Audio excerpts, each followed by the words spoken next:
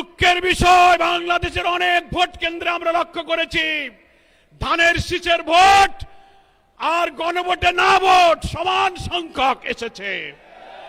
500 ধানের শীষ 500 না, 1200 ধানের শীষ 1200 না।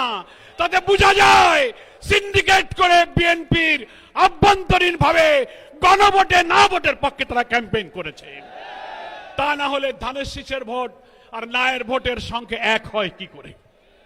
এখন নির্বাচনের পরে টক শোতে অনেক বুদ্ধিজীবী তথাকথিত পেইড সাংবাদিক নামের কিছু বুদ্ধিজীবীরা সরকারের দালালি করে প্রশ্ন তুলছেন, জুলাই সনদে যা যা স্বাক্ষরিত, যা যা ঐক্যমত, সেইগুলো সবকিছু সরকার মানতে বাধ্য নয়।